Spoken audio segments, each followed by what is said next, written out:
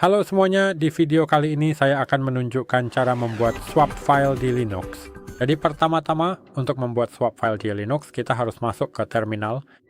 Jadi kita klik tampilkan dan klik terminal. Dan sekarang,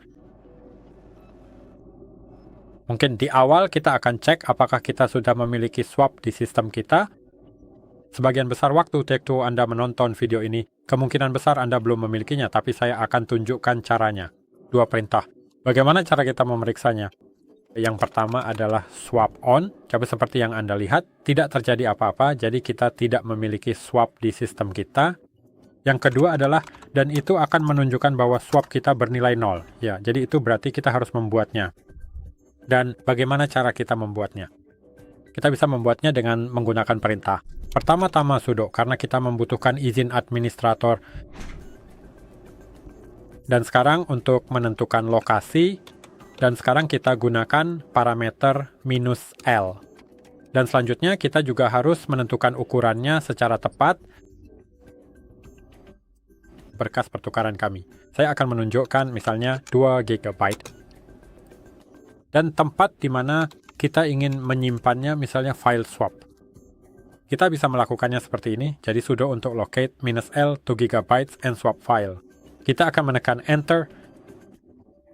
Tentu saja kita harus memasukkan kata sandi, dan sekarang kita harus mengatur izin. Ini sangat penting. Izin untuk file swap adalah, tentu saja, perintahnya adalah sudo chmod dan 600. Kita harus menambahkan izin baca dan tulis untuk pengguna. Grup dan yang lainnya sebaiknya tidak memiliki izin sama sekali. Dan untuk file swap, sekali lagi, masukkan kata sandi. Dan sekarang ini sangat penting untuk keamanan misalnya. Jadi kita harus mengubahnya. Sekarang kita harus mengatur area swap. Bagaimana cara melakukannya? Dengan mengetik sudo mkswap. Dan bagaimana dengan file swap? Kita tekan Enter, dan seperti yang Anda lihat, swap kita sedang disiapkan. Sekarang kita harus mengaktifkan swap. Jadi sekali lagi, kita akan menggunakan perintah swap on, tapi kali ini bukan dengan opsi show, melainkan dengan file swap kita sendiri. Lalu silakan tekan tombol Enter. Dan sekarang swap sudah aktif. Kita bisa memeriksanya dengan mengetik swap on i. Akan menekan Enter. Seperti yang Anda lihat, kita memiliki ukuran file swap sebesar 2 GB, dan dengan 3H Anda juga mendapatkan 2 GB. Namun, ada satu hal krusial yang perlu Anda perhatikan baik-baik, yaitu bahwa apabila Anda menggunakan metode ini, maka file swap milik Anda tersebut akan secara otomatis diatur ulang kembali ke kondisi semula setiap kali sistem Anda melakukan proses reboot. Pada dasarnya, kita harus menggunakan perintah ini setiap kali kita mereboot sistem untuk mengaktifkan file swap kita. Bagaimana cara membuatnya permanen?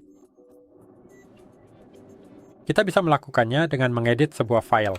Ini adalah perintah sudo nano untuk mengedit file, dan file tersebut berada di dalam folder etc. dan berada di tab fs. Kami memiliki sesuatu seperti ini. Kita harus pergi ke bagian akhir file ini, dan sekarang kita harus mengetikkan swap file, non-swap, sw 0 dan 0. Kita harus menyimpannya dengan menekan Ctrl-O, Enter, dan Ctrl-X. Nah, sekarang kita bisa mengujinya dengan sudo. Tukar dengan -A. Jika tidak ada kesalahan atau kekeliruan, berarti sistem tersebut berfungsi dengan benar. Namun untuk memastikan, saya akan memulai ulang sistem saya sekarang, dan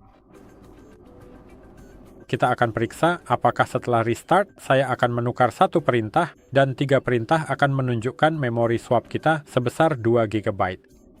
Jadi saya akan memulainya kembali sekarang juga.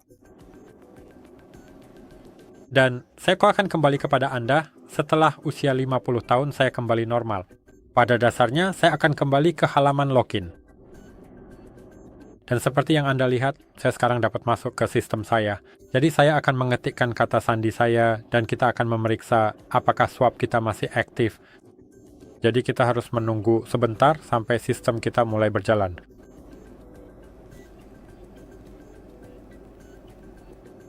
Dan sekarang kita bisa langsung menuju terminal.